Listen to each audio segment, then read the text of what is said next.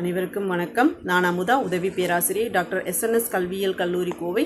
இன்றைக்கி நம்ம வந்துட்டு செமஸ்டர் 4ல் பாலினம், பள்ளி மற்றும் சமுதாயம் அப்படிங்கிற பாடப்பகுதியில் 4வது அலகில் பார்த்துட்ருக்குறோம். இந்த 4வது அலகில் பெண்கள், பெண் குழந்தைகள் மற்றும் சமுதாயத்தில் இருக்கக்கூடிய பெண்களுக்கு என்ன மாதிரியான பாதுகாப்பு ஏற்பாடுகள் செய்யப்பட்டுள்ளன, அதாவது குடும்பத்தில், பள்ளியில், சமுதாயத்தில், பணிபுரியும் இடத்துல என்ன மாதிரியான பாதுகாப்பு நடவடிக்கைகள் பின்பற்றப்பட்டு வருகின்றன அப்படிங்கிறத பற்றி தான் நம்ம பார்க்க போகிறோம். இதில் முக்கியமான ஒரு தலைப்பு பாடி அப்ஜெக்டிஃபிகேஷன், அதாவது உடலை காட்சிப்படுத்துறது. உடலை காட்சிப்படுத்துறதுனா என்ன? இந்த சமுதாயத்தில் உடலை காட்சிப்படுத்துவதற்கான பின் விளைவுகள் எந்த மாதிரி ஏற்படுத்தப்பட்டிருக்குது? உடலை காட்சிப்படுத்துவதன் மூலமாக இந்த சமூக மக்களுக்கிடையே தாக்கங்கள் எப்படி இருக்குது?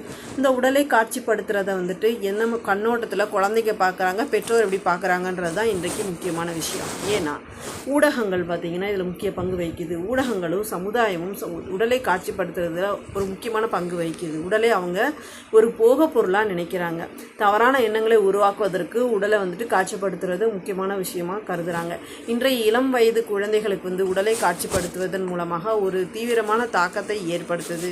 உடலை காட்சிப்படுத்துறத அவங்க ஒரு நாகரீக செயல்பாடாக நினைக்கிறாங்க. அதோட விளைவுகள் என்ன அப்படிங்கிறத பற்றி அவங்க யோசிக்கிறது இல்லை. பொதுவாக பார்த்திங்கன்னா அதனால் விளைவுகள் என்ன நடக்குதுன்னா, குறைந்தபட்ச தன்னம்பிக்கை தான் அவங்களுக்கு இருக்குது. உணவு பழக்கங்கள் எப்படி இருக்குது அப்படிங்கிறது தான், தவறான பிம்பம் எப்படி உருவாக்கப்படுதுங்கிறது அதில் முக்கியமான கண்ணோட்டமாக இருக்குது. குறைந்த தன்னம்பிக்கை அவங்களுக்கு ஏற்படுது. தன்னம்பிக்கை குறைந்து அதனால் அவங்களுக்கு மன அழுத்தம் ஏற்படுது. உணவு பழக்க வழக்கங்களில் குறைபாடுகளும் மாற்றங்களும் ஏற்படுது. அது மட்டும் இல்லாமல் தவறான உடல் பிம்பங்களை வச்சு இப்படி தான் இருக்கணும், நம்ம இப்படி இருக்கோம் அப்படின்னு சொல்லி தவறான பிம்பங்களை வச்சு தங்களை அவங்க காட்சிப்படுத்திக்க ஆரம்பிக்கிறாங்க. இதில் பெற்றோருடைய பங்களிப்பு என்ன அப்படின்னு நம்ம பார்த்தோன்னா, பெற்றோர்கள் தான் வந்துட்டு குழந்தைகளுக்கு முன்மாதிரியாகவும் அவங்க உடலை காட்சிப்படுத்துறதுல ஏற்படக்கூடிய பிரச்சனைகள்லேருந்து அவங்கள விடுவிக்கக்கூடிய ஒரு தலைவராகவும் செயல்படக்கூடியது அவங்களுடைய முக்கியமான பொறுப்பு. அது மட்டும் இல்லாமல் மனம் திறந்து பேசணும். குழந்தைகளிடம் பெற்றோர் ஃபஸ்ட்டு மனம் திறந்து பேசினா தான் அவங்க தங்களுடைய மனதில் என்ன நினைக்கிறாங்கன்றாங்க, தனக்கு என்ன பிரச்சனை, உடல் ரீதியாகவும் உணர்வு பூர்வமாகவும் அவங்களுக்கு என்ன பிரச்சனை அப்படிங்கிறத அவங்க மனதிலிருந்து பெற்றோர்கிட்ட பேசும்பொழுது தான் அவங்க தங்களை வெளிப்படுத்துவாங்க. எல்லார்டையும் தங்களுடைய கருத்துக்களையும் சிந்தனைகளையும் வேதனைகளையும் இன்றைய குழந்தைகள் வெளிப்படுத்துவது இல்லை. எனவே நம்ம என்ன பண்ணுறோன்னா, அவங்ககிட்ட வந்துட்டு ஒரு நல்ல மனம் திறந்து பேசக்கூடிய ஒரு சூழலை உருவாக்கணும். ஊடக பார்வை வந்துட்டு விமர்சன ரீதியாக மாற்றப்படுவதற்கு அதிகமான வாய்ப்புகள் அதிகமாக இருக்குது. எனவே அவங்கள சமுதாய கண்ணோட்டத்தோட ஒரு ஊடகத்தை பார்க்க அவங்கள ஊக்குவிக்கணும்.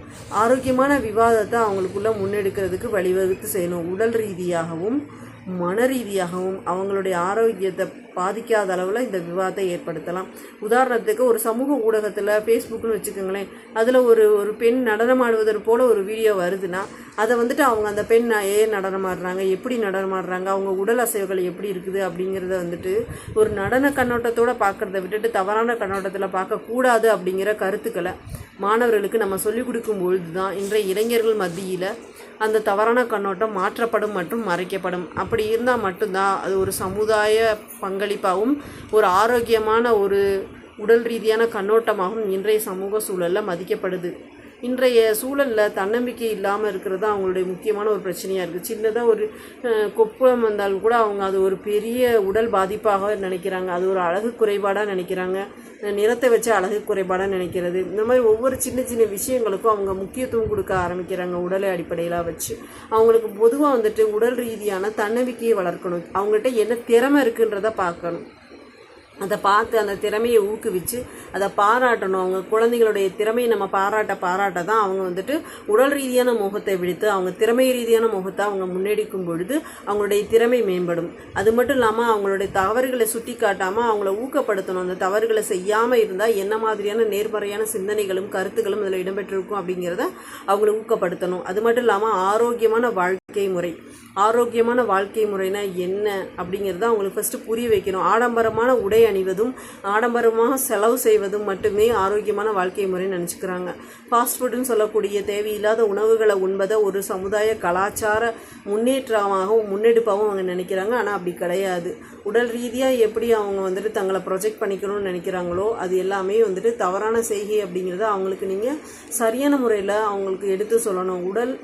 எப்படி உடல் தோற்றத்தை வச்சு ஒரு மனிதனை நம்ம அளவீடு செய்கிறதுங்கிறத குறைச்சி திறமையின் அடிப்படையில் அவங்கள நம்ம அளவீடு செய்யும் பொழுது அவங்க வந்துட்டு அவங்க திறமையின் அடிப்படையில் அவங்க தன்னம்பிக்கையோட அவங்க சமூகத்தையும் அவங்களுடைய பிரச்சனைகளையும் அவங்களுக்கான திறனையும் எதிர்கொள்ள முன்னெடுப்பாங்க. பெற்றோர்களின் நடைமுறையாக வழிகாட்டணும் எப்படின்னு பார்த்தீங்கன்னா, ஊடக கட்டுப்பாடுகள் இருக்கணும். சமூக ஊடகத்தில் எப்படி அவங்க கவனம் செலுத்துகிறாங்க அப்படிங்கிறத வச்சு அவங்க ஒரு முன்மாதிரியாக எடுத்துக்குப்பாங்க அப்படிங்கிற கருத்துக்கெல்லாம் மாணவர்கள் மனதில் பதிவு செய்யும்போது அவங்க சரியான ஊடக பயன்பாட்டை வச்சுக்கிறது மட்டும் இல்லாமல் சமுதாய பங்களிப்பையும் எடுத்துக்கிட்டு ஒரு சமுதாயத்திற்கு ஒரு சிறந்த முன்மாதிரியாக இருப்பாங்க. இதுக்கு பெற்றோர் உறுதுணையாக இருந்தாலே போதுமானது. மாணவர்கள் ஒரு சிறந்த உடல் ரீதியான செயல்பாடுகளையும் சிறந்த உடல் தொடர்பான சிந்தனைகளையும் அவங்க வளர்த்து அவங்க திறமையை மேம்படுத்துவாங்க. நன்றி.